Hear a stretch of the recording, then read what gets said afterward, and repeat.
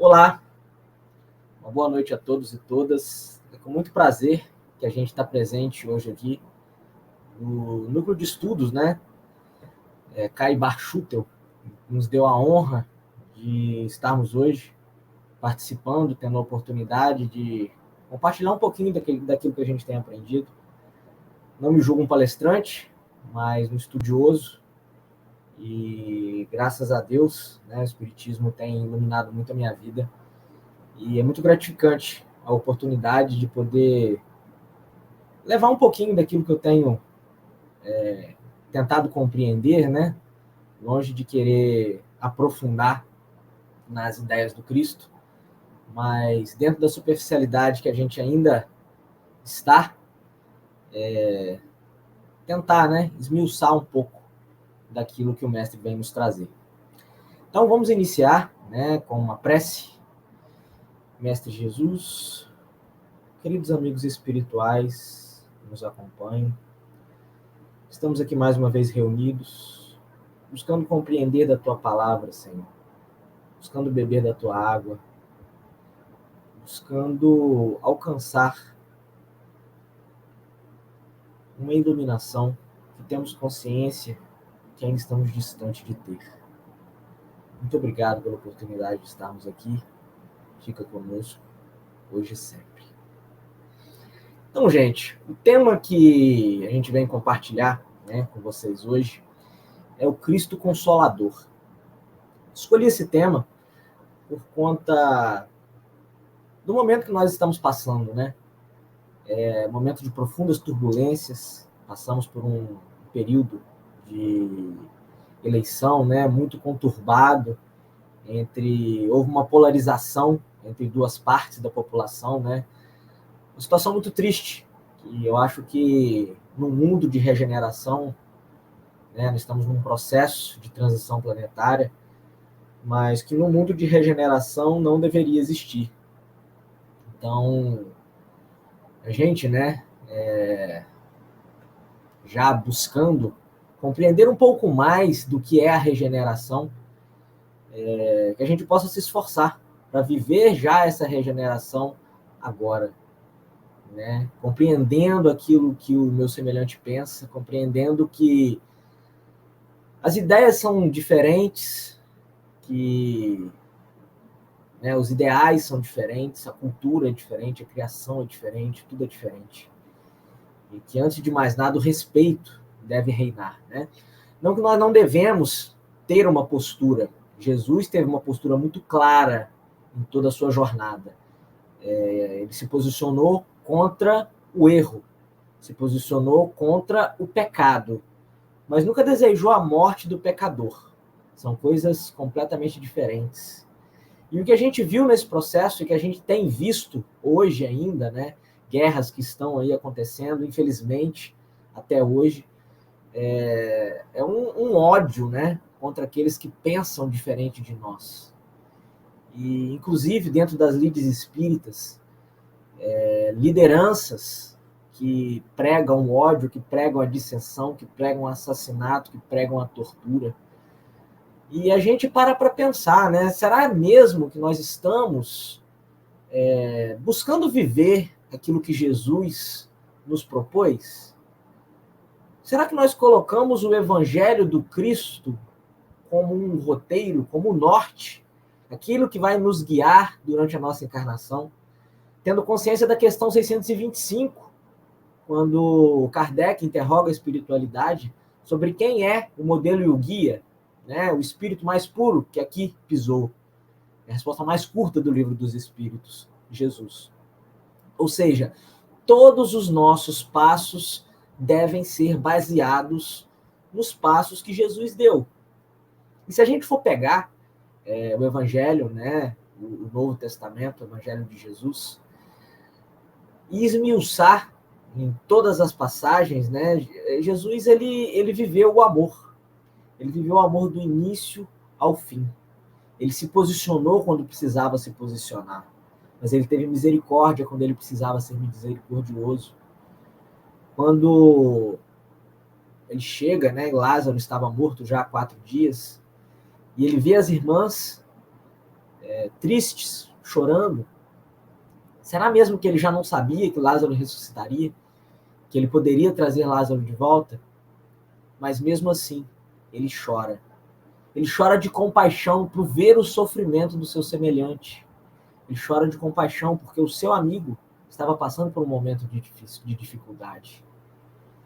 E, ao contrário disso, a gente vê hoje em dia pessoas que atacam aqueles que pensam diferentes delas, que excluem famílias que estão sendo divididas, amizades de anos que estão sendo desfeitas apenas por pensamentos divergentes. Então a gente precisa parar para pensar um pouquinho, né? Será o quanto nós estamos precisando do Cristo nesse momento? Porque ele veio nos trazer, né? Ele nos disse que ele é a verdade e a vida, e ninguém vai ao Pai senão por ele. E tem coisa mais consoladora do que a gente saber que a nossa vida não se resume àquilo que nós estamos vivendo hoje. Essa turbulência que nós estamos passando não nos rotula. Essa matéria vai deixar de existir, essa personalidade vai deixar de existir. E tudo que eu levarei daqui é aquilo de bom que eu fiz. É consolador se eu busco me melhorar. Agora, se eu não busco ser uma pessoa melhor, será que isso me traria paz de espírito ou não? Então lhe pergunto, tens medo da morte? É natural, né, que o ser humano tema a morte, por conta do medo do desconhecido, né, da nossa natureza isso. Agora, se somos de fato, né, vivemos a espiritualidade, né, buscamos colocar o espiritismo em prática, tendo a consciência que a vida verdadeira é a vida espiritual e que nela não existe morte, e que nós vamos apenas colher os frutos dos esforços que nós fizermos para nos melhorar. Isso se torna uma coisa mais fácil de lidar, né? Aqueles entes queridos que se foram, na verdade não se foram, estão conosco, né? Teremos oportunidade de reencontrá-los, teremos oportunidade talvez de estarmos juntos com eles no plano espiritual e talvez, quem sabe, não de volta à matéria, em outra existência. Ou seja, a morte não existe e o sofrimento, a condenação, ela não é eterna. Portanto, todo aquele que sofreu, que pecou e que errou, terá a oportunidade de ressurgir, terá a oportunidade de se erguer novamente, de trilhar o caminho correto. Portanto, aquele que hoje eu acuso como um grande algoz, né, aquele que eu condeno, que eu vejo nele defeitos muito graves, amanhã pode estar na minha frente no plano espiritual. Por quê? Isso também é descrito pela espiritualidade. Muitas vezes, aquelas pessoas que estão errando, que estão no caminho renitentes no erro, né, apaixonados com os vícios ainda, quando eles descobrem a verdade, muitas vezes eles mudam a chave. Eles viram, eles guinam, dão uma guinada na sua jornada existencial. E muitas vezes dão um salto. E às vezes nós que estamos aqui, né, encarnações, aqueles que estão buscando, né, um caminho, mas que são ainda mornos, que estão muitas vezes dentro da religião, mas não vivem uma religiosidade profunda, sincera e verdadeira. Não busca de fato se transformar. Estamos ali profetizando, pregando com a boca, mas esquecemos de viver o evangelho. Talvez aquele a quem nós hoje condenamos, no futuro, esteja à frente de nós.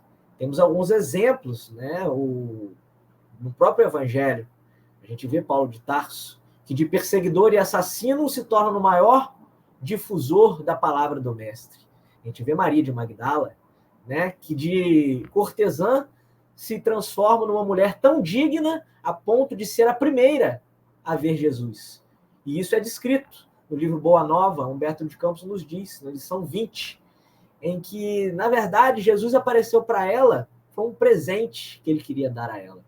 Ele poderia ter aparecido para a mãe, ele poderia ter aparecido para Pedro, que era o líder dos apóstolos, mas não. A maior transformação havia sido daquela mulher, que antes estava embriagada pelos prazeres da carne, da matéria, da riqueza, da luxúria, do prazer. Ou seja, ela começou mais atrás. E nesse texto também ele narra que são dos vícios mais difíceis de se vencer, são os vícios da sexualidade. Portanto, ela fez um esforço de autotransformação tão intenso e tão verdadeiro que Jesus quis presentear aquela querida irmã, né, que havia tanto se esforçado por se melhorar. Será que seremos dignos de um presente como esse? Como seremos recebidos no plano espiritual? Será que quando estivermos diante do Mestre teremos paz de espírito para encará-lo nos olhos e dizer: Senhor, eu fiz o melhor que eu podia, porque nada fica oculto diante da espiritualidade. Tudo aquilo que fizemos ou deixamos de fazer, o momento que nos omitimos, também será nos levado em conta, porque não fazer o bem já é fazer o mal. E aí, né, Jesus, no seu bondoso coração, que levanta os feridos, que acolhe os aflitos, que não quer a morte do pecador, porém a extinção do pecado, vem nos dizer que ele está sempre pronto para nos receber. Ele está sempre pronto para nos acolher. A porta está sempre aberta. E aí a gente se lembra na passagem de Pedro, né, quando ele estava lá no barco, e ele vê Jesus caminhando por sobre as águas, todos eles se apavoram, né, com medo do fantasma, achando que era um fantasma. Jesus, quando se apresenta, né, dizendo que era ele, e Pedro duvida de Jesus. E diz: se és mesmo tu, faz com que eu vá até aí. E Jesus fala para ele, né, levanta e venha. E Pedro assim o faz, levanta do barco e começa a andar sobre as águas.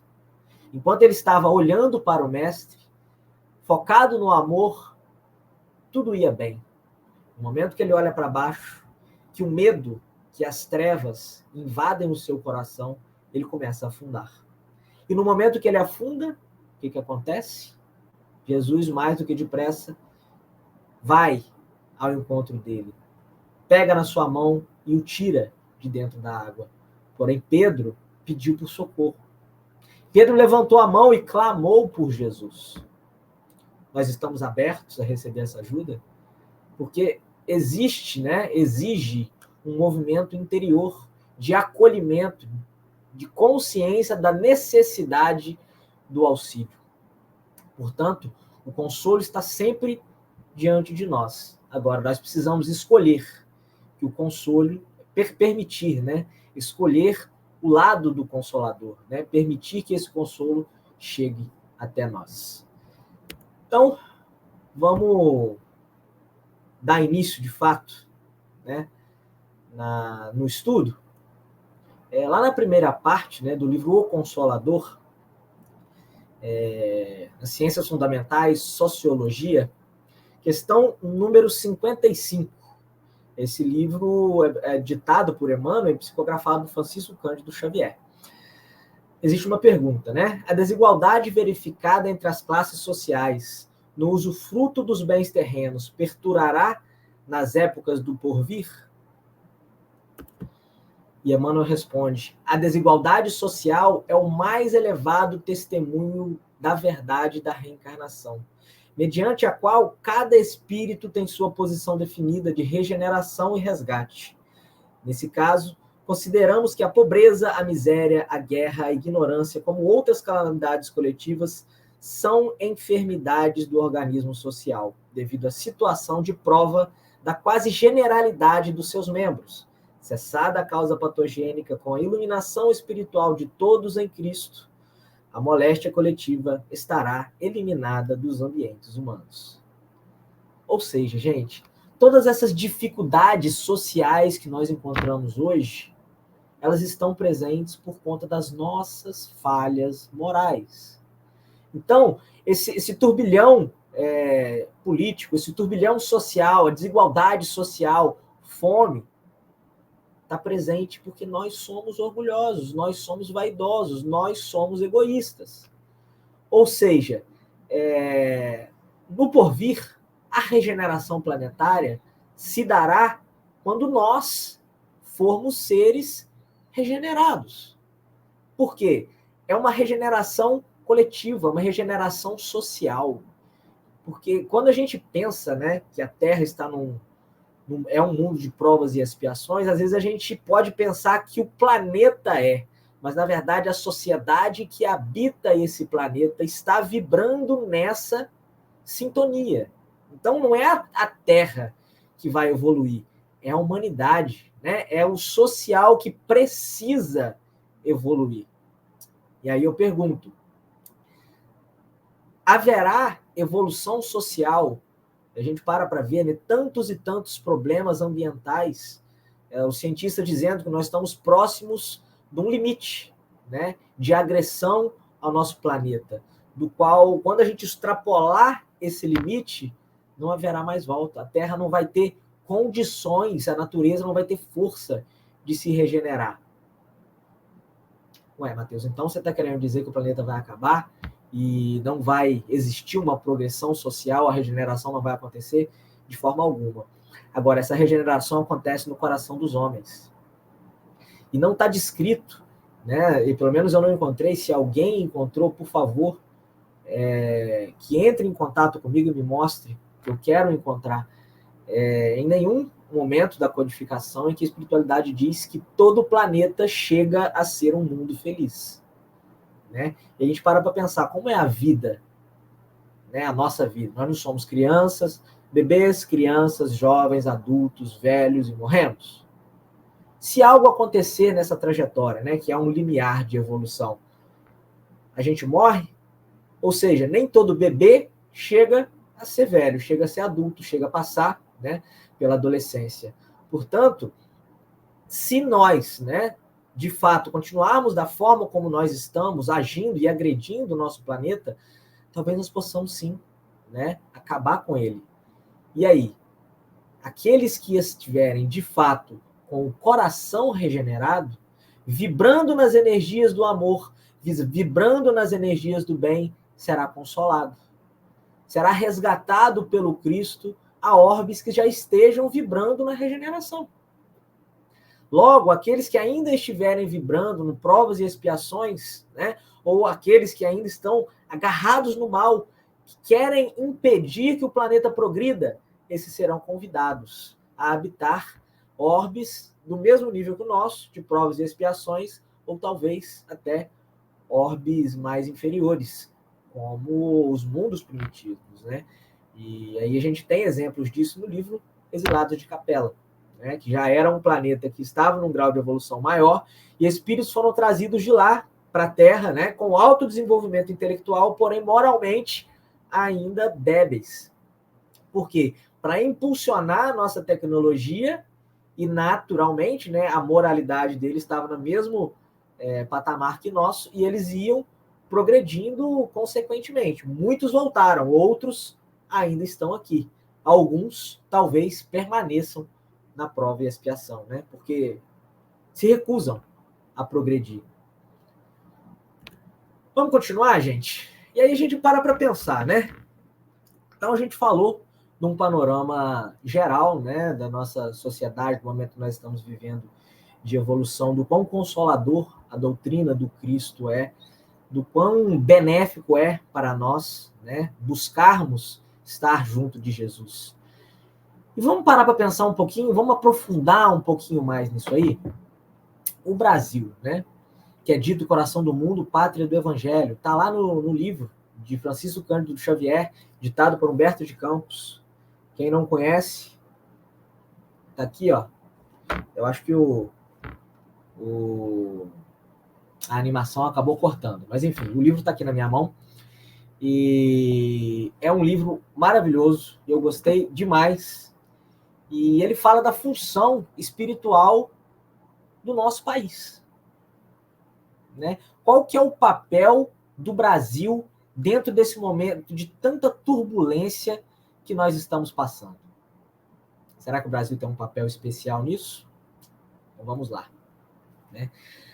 Para iniciar essa linha de raciocínio, né, a gente precisa entender qual foi o panorama. Jesus, periodicamente, faz uma visita presencial, né? Ele desce dos planos superiores e vem presencialmente aqui no orbe. Em uma dessas visitas, né, isso não quer dizer que nós não estejamos em contato com ele, tá, gente? Ele disse que nós estaríamos com ele o tempo todo, né, que ele estaria conosco, e assim ele está. Só que de tempos em tempos essa presença é mais forte, né? E ele faz uma visita à Terra no final do século XIV. E quando ele chega aqui, ele tem uma surpresa desagradabilíssima. Nós estávamos no meio das cruzadas. Ou seja, em nome de Jesus, em nome do Cristo, em nome do amor, nós estávamos matando, estávamos saqueando, estávamos roubando, estávamos estuprando e dizendo que isso tudo era feito em nome daquele que veio pregar única e exclusivamente o amor. Aquele que se entregou aos seus algozes sem nenhuma resistência.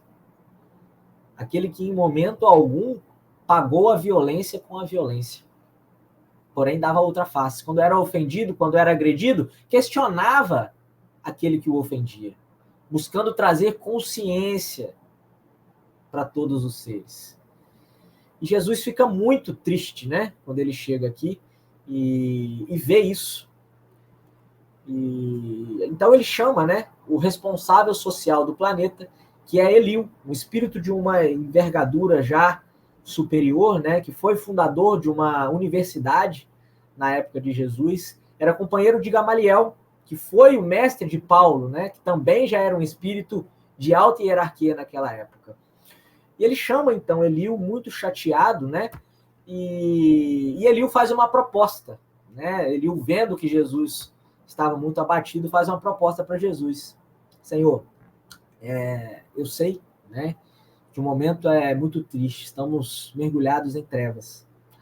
Porém, existe um local que ainda não foi maculado pela ganância, pelo ódio, pelo orgulho. E falou do Brasil, né, que ainda era povoado pelos indígenas, um povo muito conectado com a natureza, um povo que estava ainda, né, em um processo de início, né, não querendo dizer que os indígenas são atrasados espiritualmente falando, tá, gente? Não é isso. Mas que ainda não tinham a civilização, o capitalismo, o desejo de vingança, a violência tão arraigado no seu coração ainda. E fala, né, dessa terra. E Jesus, então, pede que Eliú o leve até lá. E aqui a gente para pensar, né? Jesus, o co-criador do orbe, aquele que trabalhou junto com Deus na organização do nosso planeta. Será que ele não sabia do Brasil? Será que essa missão foi dada ao Brasil naquele momento? Não existia uma pré-determinação para que isso acontecesse? Enfim, já vi questionamentos, né, de estudiosos espíritas sobre isso, inclusive botando em xeque a veracidade do livro, mas vamos parar para pensar na personalidade que Jesus tinha. Todos os momentos, né, ele aproveitava cada momento de contrariedade para dar uma lição àqueles que estavam próximos dele, para ensinar os apóstolos, para ensinar os discípulos, ensinar, né? Todas as oportunidades eram usadas para o aprimoramento. Ou seja, um divino pedagogo. Então, a gente entendendo Jesus como divino pedagogo que é, o que será que o professor espera do aluno? Que o aluno traga respostas para os problemas, certo? Porque se o professor faz tudo, o aluno progride? Não. Então, só para a gente buscar entender um pouquinho mais, né, sobre essa linha de raciocínio, e antes da gente criticar, né, e colocar em xeque, né, as coisas, que a gente possa esmiuçar um pouquinho mais, né, olhar com um pouco mais de atenção para as situações. Então, né, é escolhido um povo. Jesus fala para Eliú, né, que ele escolheria da Europa o povo que ainda era mais trabalhador, que ainda estava menos maculado pela ganância e pela ambição, e, enfim.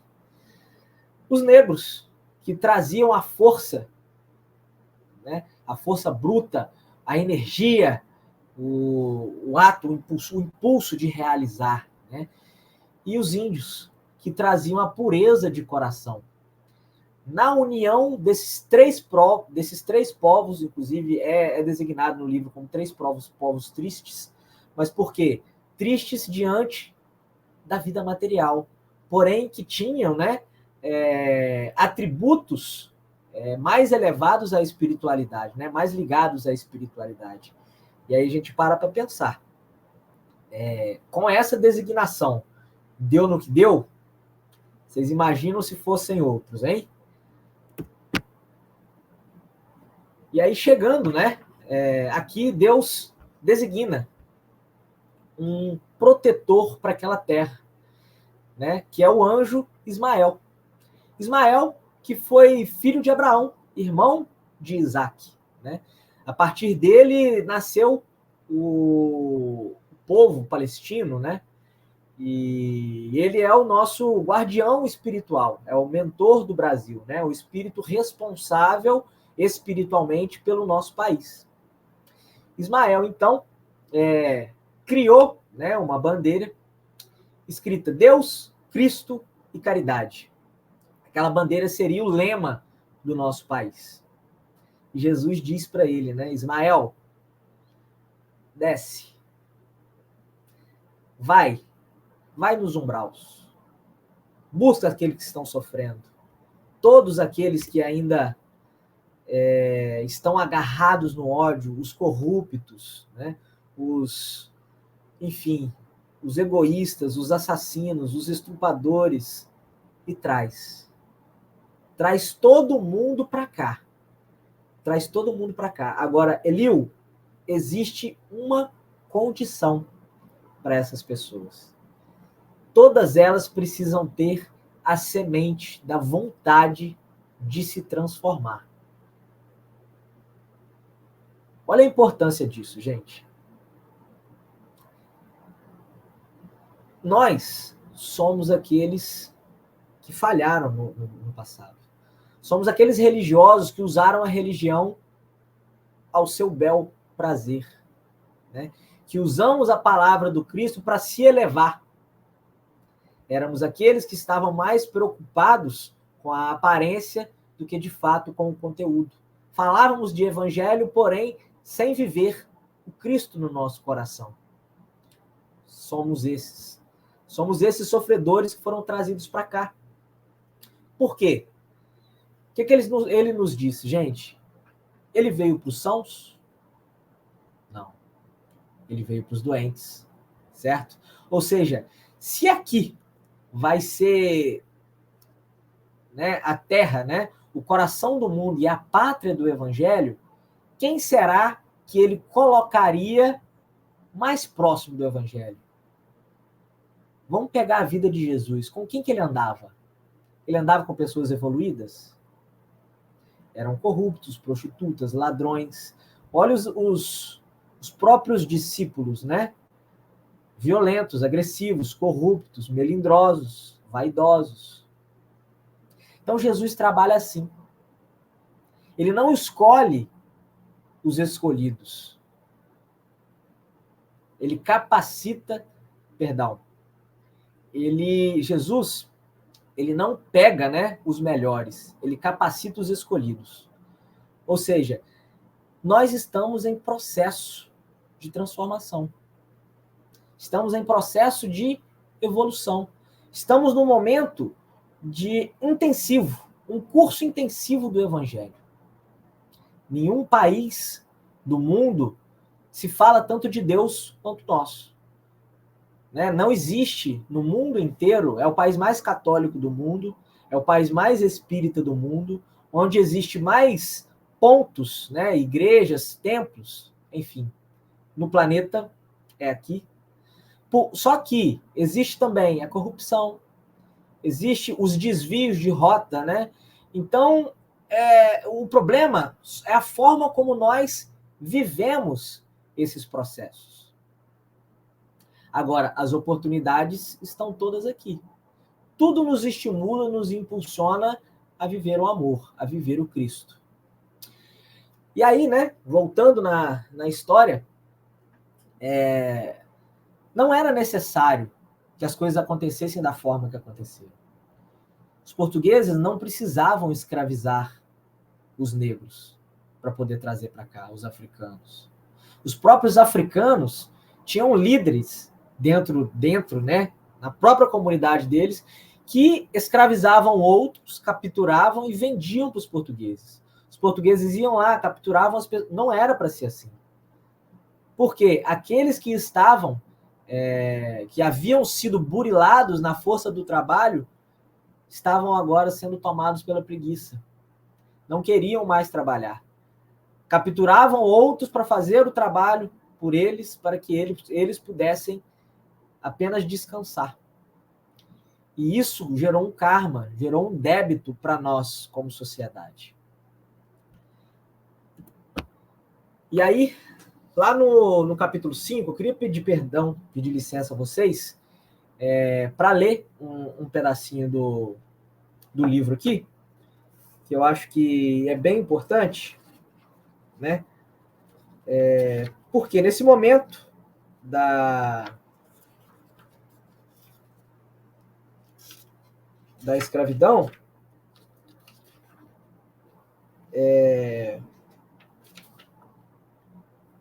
Ismael, né, chega até Jesus com o coração muito apertado, sofrendo demais, porque as coisas haviam saído do controle. Não era aquilo que estava designado. Nós havíamos sido maculados por conta da ganância, da vaidade, do orgulho. E aí, né, Jesus tem uma fala para ele, que eu acho que é muito importante e que casa muito com o momento em que nós estamos vivendo, de desesperança, né? Tem muita gente que olha o panorama de que nós estamos vivendo hoje e muitas vezes não acredita que a regeneração se dará, né? Que acha que não temos mais jeito. Um movimento de desesperança está tomando conta do nosso coração. Os índices de suicídio nunca foram tão grandes. Os índices de depressão, de ansiedade, nunca foram tão grandes. E aí Jesus vem nos consolar, dizendo: Ismael, acerena teu mundo íntimo no cumprimento dos sagrados deveres que te foram confiados. Ou seja, a nossa obrigação aqui é cumprir o nosso dever, tendo a consciência, né, de que o futuro depende do mestre. Ele, né, consegue transformar em bem até aquilo que nós vemos como mal. Bem sabes que os homens têm a sua responsabilidade pessoal nos feitos que realizam em suas existências isoladas e coletivas, né? Falando aqui das responsabilidades dos nossos atos. Mas, se não podemos tolher-lhes a liberdade, também não podemos esquecer que existe o instituto moral da justiça divina, onde cada qual receberá de conformidade com seus atos. Havia eu determinado que a terra do cruzeiro se povoasse, de raças humildes do planeta, buscando-se a colaboração dos povos sofredores das regiões africanas. Todavia, para que essa cooperação fosse efetivada sem o atrito das armas, aproximei Portugal daquelas raças sofredoras sem violência de qualquer natureza. A colaboração africana deveria, pois, verificar-se sem abalos perniciosos no capítulo das minhas amorosas determinações. Portanto, gente, o mal é necessário. Muitas vezes, né, o mal se faz necessário. Agora, ai por quem venha o mal. Porque se nós praticamos o mal, nós começamos a ser responsáveis por aquilo. Talvez alguém cometeu um erro muito grave, né? E ele merece ser punido? Merece. Mas nós não somos a justiça divina. A nós nos cabe executar a nossa tarefa e deixar, né, que as próprias situações lidem com aqueles que erraram. E isso não é um estímulo para a gente ser omisso, né, para a gente deixar de se colocar, para a gente apontar o erro. Não é isso. Mas não de condenar, não de julgar aquele que errou, não de executar, né, vingança, não de pagar ódio com mais ódio. E aí, gente, a gente continua na nossa visualização, né? Logo no prefácio, Emmanuel que escreve o prefácio desse livro, e ele usa um termo, né, muito importante, que eu acho que a gente precisa ter consciência, né, da profundidade dele. Ele usa o termo: o Brasil é um instrumento no conserto do planeta. Ou seja, e aí a gente se lembra, né, lá de Paulo, quando ele fala, né, que o corpo é composto de vários membros e cada membro precisa executar a tarefa que lhe foi confiada. Ou seja, ao Brasil cabe executar a tarefa de ser o coração do mundo, de ser uma luz no planeta, de ser acolhedor, de acolher todos os povos, de fornecer alimento. E aí a gente para pensar como a gente tem agido hoje em dia. A gente é hoje o país que mais mata homossexual no mundo. Índices de desemprego batendo nas alturas. E aí? Será que nós estamos cumprindo com a nossa tarefa de sermos, né, essa luz que deve vir sobre o candeeiro, né, de difundir o espiritismo, de viver o espiritismo, de viver o amor? Porque se nós não executamos a nossa parte que cabe, a parte que nos cabe no conserto do planeta, né, nós estamos em débitos. Ou seja, estamos no Brasil, somos todos brasileiros, temos todos a incumbência de cumprir com a tarefa que foi destinada ao Brasil. Porque o Brasil não é a terra, o Brasil é a sociedade. O Brasil são os brasileiros. E quem precisa desempenhar esse papel somos nós. E nós, como celeiro do mundo, o que nós fazemos com a nossa Amazônia? Que é um presente que nos foi dado. Nossa bacia hídrica, tão gigantesca, né? A maior concentração de água do mundo está aqui. O que nós estamos fazendo com os nossos rios? O que nós estamos fazendo com a nossa biodiversidade? Porque difundir o amor não é só entre o semelhante, também com o semelhante, né? Com o meu próximo. Isso é o principal. Mas quem é o meu próximo? Como Jesus perguntou, né? Meu próximo é todo aquele que faz a vontade de meu Pai. Ou seja, todos os animais são nossos próximos. A natureza, as plantas, os insetos, os invertebrados, eles estão ali desempenhando uma função específica na criação. E que se faltar aquela função, ocorre um desequilíbrio na cadeia. E nós muitas vezes nos esquecemos que nós fazemos parte dessa cadeia. Nós não somos donos dessa cadeia. Estamos inseridos nela. Se a cadeia se desestruturar, a gente também cai. Ou seja, a gente precisa ter cuidado, tratar com amor do nosso solo, dos nossos animais, dos nossos irmãos, da nossa família. Não é ser espírita só no centro espírita. É ser espírita 24 horas por dia. É viver o espiritismo em todos os momentos. Não é só na instituição religiosa. E aí, gente, queria pedir licença para ler mais um pedacinho aqui,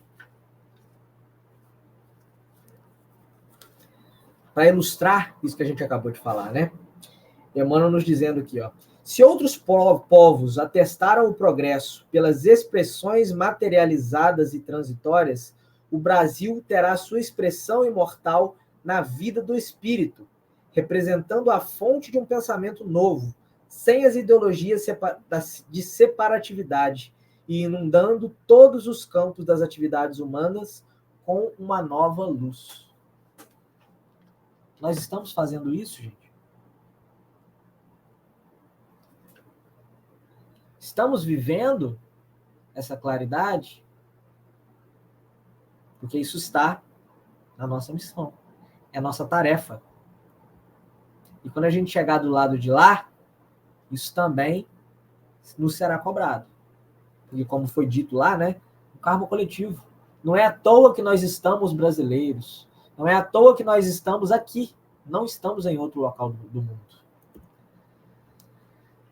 E aí, né, a gente traz a designação de missão. Um cargo, incumbência, desempenho de um dever. O Brasil tem a missão de desempenhar essa tarefa. E nós precisamos trazer essa tarefa à realidade. Qual que é o significado de evangelho, né? É uma boa notícia. É uma notícia boa. Ou seja, nós seremos consolados. Nós estaremos em conexão com Cristo. Ele está o tempo todo conosco.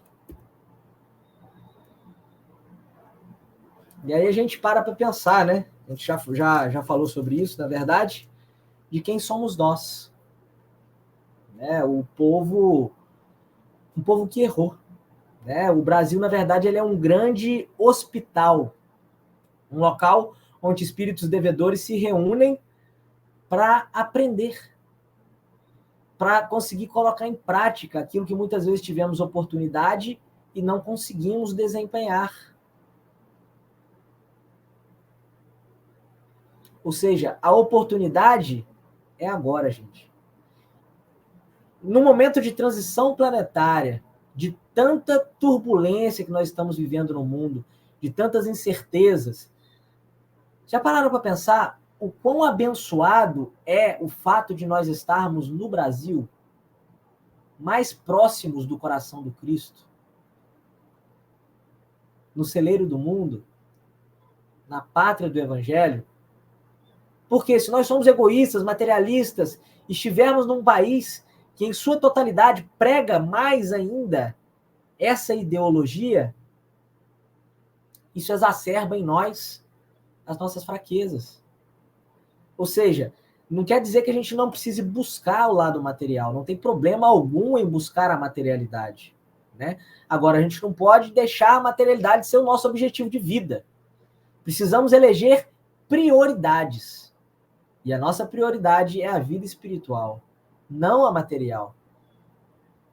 E aqui no Brasil, no coração do mundo, essa necessidade se faz ainda mais presente. Porque a nossa oportunidade é ainda maior. E a quem muito foi dado, muito será cobrado.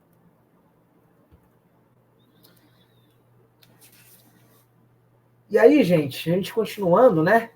Aprofundando um pouco mais nesse pensamento, na parte, esclarecendo a página 9 do livro Coração do Mundo, Paz e do Evangelho, Humberto de Campos narra o seguinte: as reservas brasileiras não se circunscrevem ao mundo de aço de progresso material, que impressionou fortemente o espírito de Humboldt, mas se estendem infinitamente ao mundo de ouro dos corações, onde o país escreverá a sua epopeia de realizações morais em favor do mundo.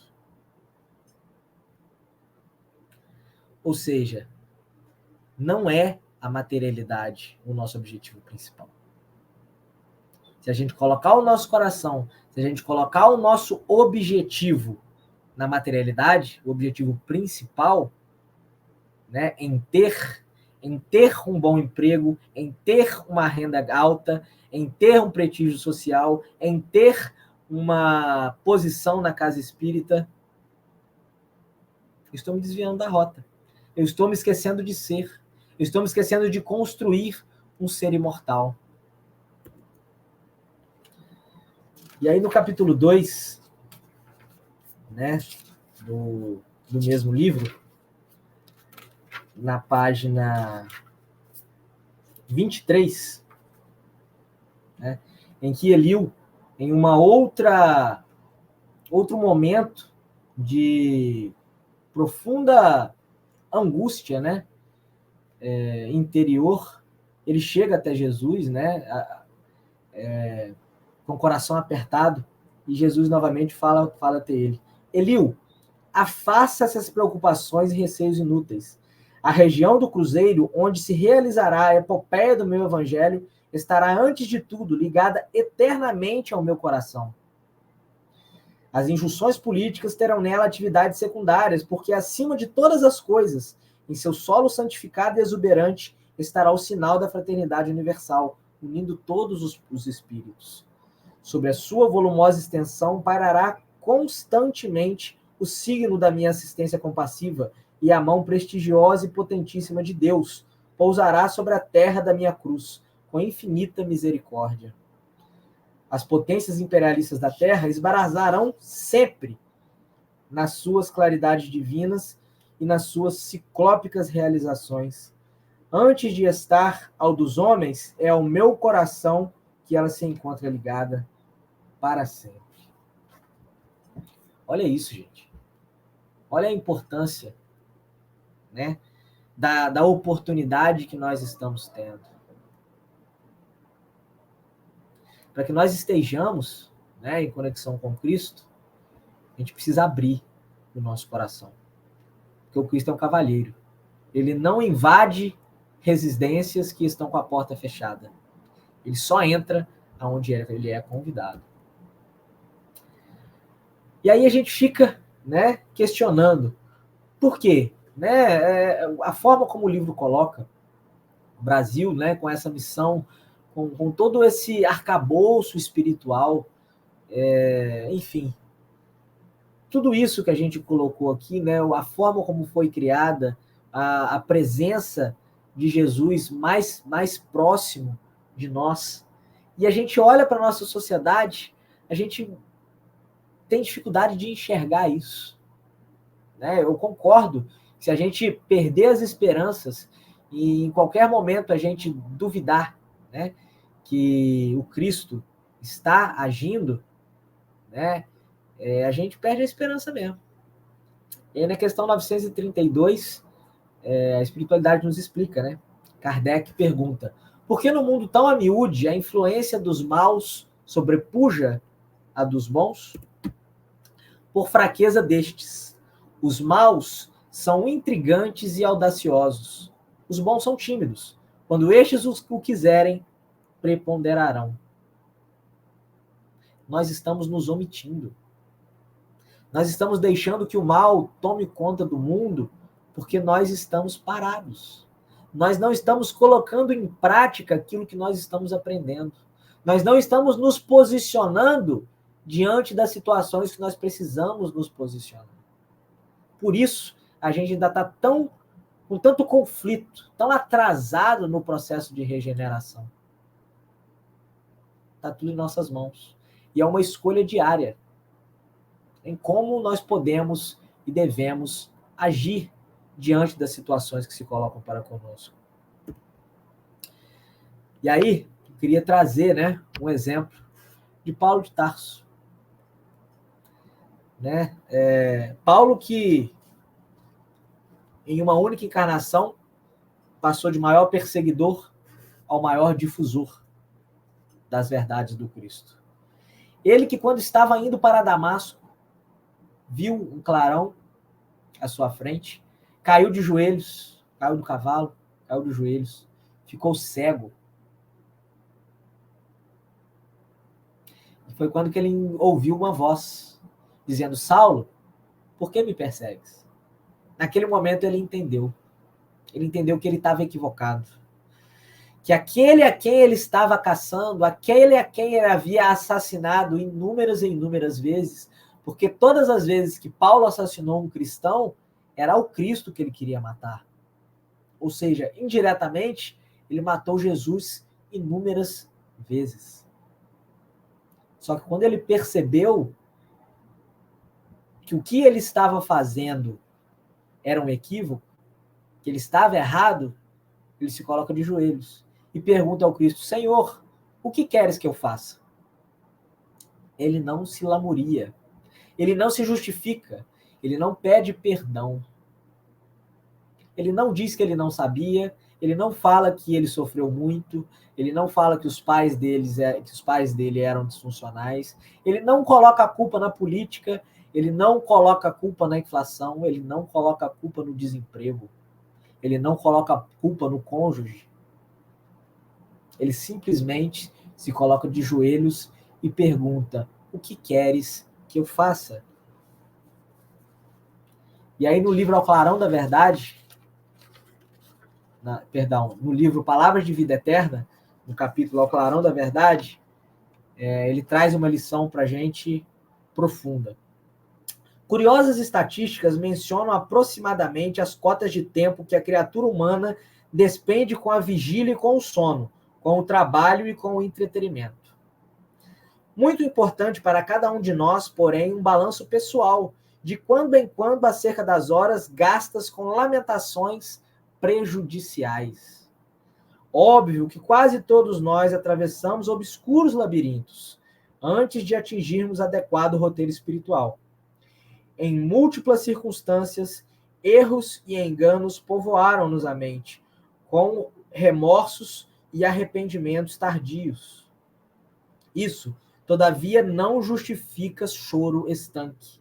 Motorista sensato não larga um carro atravancado à pista, porque haja perdido os freios ou sofrido desajustes. O desleixo deporia contra ele, acrescentando-se ainda a circunstância de criar com isso perigoso empeço ao trânsito. É possível tenhamos estado em trevas até ontem. Provavelmente quedas temerosas ter-nos-ão assinalado existências transcorridas. Achávamos-nos, contudo, na condição do viajor que jornadeia circulado de sombras, tropeçando aqui e além, sem o preciso discernimento. Hoje, no entanto, que tudo se faz claro em derredor, fujamos de dramatizar desencantos ou fixar desacertos, através de queixas e recriminações que complicam e desajudam, ao invés de simplificar e auxiliar. Assevera Paulo refletidamente: porque noutro tempo erais trevas, mas agora sois luz do Senhor. Andai como filhos da luz. Raras pessoas conseguirão afirmar que desconhecem as tentações e os riscos do nevoeiro, mas todos nós, presentemente transformados ao clarão da verdade, podemos caminhar trilha adiante, renascidos na alvorada do conhecimento superior para o trabalho da luz. Não importa quem nós somos, não importa quem nós fomos, não importa o que nós fizemos, não importa o quanto nós erramos, não importa quão longe da iluminação nós ainda estamos. Todos nós podemos começar agora e traçar um novo roteiro para a nossa existência. Basta que nós tenhamos uma vontade sincera, assim como Paulo teve. E aí, gente, queria trazer algumas reflexões aqui para a gente encerrar. Todos evoluem desidratando, seja pelo suor do trabalho ou pelas lágrimas do sofrimento. Ou seja, se a gente se recusar a andar pela vontade, pelo trabalho, pelo autoburilamento, pela autotransformação, a nossa dor virá nos visitar. Isso não é uma ameaça. Porque até mesmo essa dor é um mecanismo de consolação do Cristo.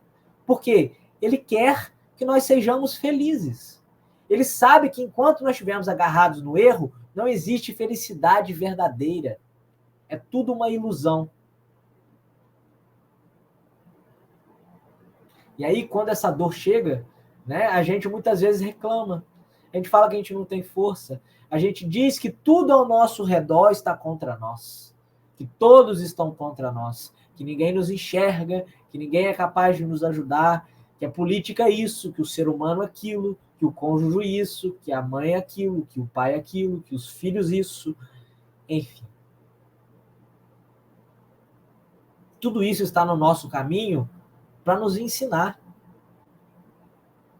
Todas as situações vêm na nossa vida para nos propor crescimento. Não é por acaso que nós estamos junto com as pessoas que nós estamos juntos. Não é por acaso que nós convivemos numa sociedade corrupta como nós vivemos. Por quê? A corrupção de lá também está aqui. E aí, quando essa corrupção fica escancarada na cara de todo mundo, e isso impacta diretamente na minha vida, muitas vezes eu paro e penso, puxa, eu não posso ser mais corrupto. Ou assim eu deveria agir. Né? Porque a corrupção está enraizada em todos os estados, né? Em todas as classes. Deixar de devolver o troco da padaria que veio a mais não é uma corrupção menor do que roubar R$1 milhão que o político faz. Corrupção é corrupção. O que muda é a oportunidade. Se hoje eu tenho a oportunidade de roubar o troco da padaria, se eu tivesse a oportunidade de um político, talvez eu roubasse mais do que R$1 milhão. E aí? Como nós estamos agindo? Na adversidade, a maior consolação é a consciência das boas obras. Tá difícil, gente, eu sei que tá. Tá difícil para todo mundo. Inflação nas alturas, comida caríssima. Sofrimento, incerteza, um mundo nessa panela de pressão que está. A tensão de uma terceira guerra mundial, porque se ainda tem alguém que nega essa possibilidade, revejam seus conceitos, porque é uma possibilidade real. A terceira guerra mundial está batendo na nossa porta. Se a gente não fizer nada, se a gente não se levantar, isso pode sim acontecer. Nós precisamos orar, e orar muito. Porque às vezes a gente acha que o conflito está acontecendo lá do outro lado do mundo e que isso não vai impactar na minha vida. Lê do engano. Lê do engano. Tudo é uma cascata. A bomba que é jogada lá também afeta aqui. A camada de ozônio é a mesma. Vocês acham que esses produtos não são químicos? Que não destroem a camada de ozônio? E quando os rios de lá estiverem todos poluídos, eles vão pegar água aonde? Então, estamos todos no mesmo barco. E aí, gente, para encerrar, eu queria convidar vocês a uma poesia, uma psicografia de Francisco Cândido Xavier, em 1971. Ela foi recebida no programa Pinga Fogo e foi assinada por Castro Alves. Para a gente encerrar, queria trazer essa mensagem. Depois dessa mensagem, a gente faz uma prece final. Que a gente possa refletir, abrir o nosso coração para esse convite que essa mensagem vem nos fazer. Brasil, o mundo a escutar-te pergunta hoje, o que é? Ah, terra de minha vida, responde as nações de pé. Das montanhas altaneiras, dentro das próprias fronteiras, estende os braços, Sansão. Sem prepotência ou vanglória, grava no livro da história, novo rumo à evolução. Contempla a sombra da guerra, dragão do lodo a rugir, envenenando a cultura, ameaçando o porvir. Fala, assembleia de bravos, aos milhões de homens escravos, sábios, loucos prometeus. Do píncaro a que te elevas, dissolve os grilhões das trevas, na fé que te induz a Deus. Brada, gigante das gentes, proclama com destemor que o Cristo aguarda na terra um novo mundo de amor. Ante a grandeza que estampas, os mortos voltam das campas, sublimando-te a visão.